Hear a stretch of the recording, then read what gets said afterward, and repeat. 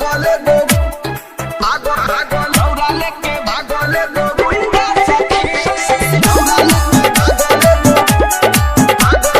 Music by DJ Umesh शुक्रिया प्रसाद। किने गइल रही हम बाजारे छठ पूजा माई करता रे पूजा माई सखी सुना किने गइल रही हम बाजारे छठ पूजा माई करता रे सारा पूजा के सामान संगे सुपलिया पान सारा पूजा के सामान संगे सुपलिया पान रही केरा के झुंडा सखी लेके आइला रहे हीरो हुंडा सखी दौड़ा लेके भागोले गो गुंडा सखी लेके आइला रहे हीरो हुंडा सखी दौड़ा लेके भागोले गो गुंडा सखी दौड़ा लेके भागोले म्यूजिक बाय डीजे उमेश शुक्रिया प्रसाद। कैसे दियाई छठी माई के अरक हो डरे करे जा करतावे धक धक हो एको ना रुपया बाटे ये सखी जीते जी देहिया होई नरक हो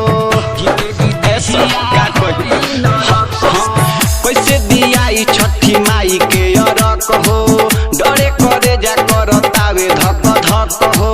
एको ना रुपया बाटे ये सखी जीते जी देहिया होई नरक हो होई नरक ए लेटर के फिरी आइल हमारा उभिरी ए लेटर के फिरी आइल हमारा उभिरी उतर रहे मोछ मुंडा सखी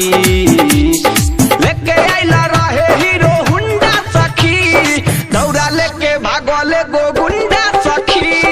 लेके आइला रहे हीरो हुंडा सखी दौड़ा लेके भागोले गो गुंडा सखी दौड़ा लेके म्यूजिक बाय डीजे उमेश शुक्रिया प्रसाद। घरे ना बारे विजय जय चंदर लीला भइल बाटे मार्केट के अंदर अवधेश क्रांति ही बाबा सिकंदर लेके आइल रहे स्प्लेंडर लेके सुनो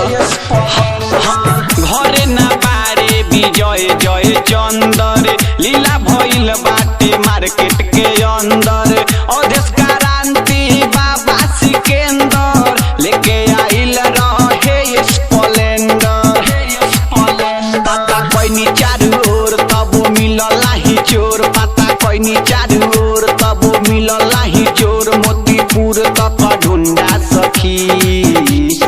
लेके आइल रहे हीरो हुंडा सखी दौड़ा लेके भागोले गो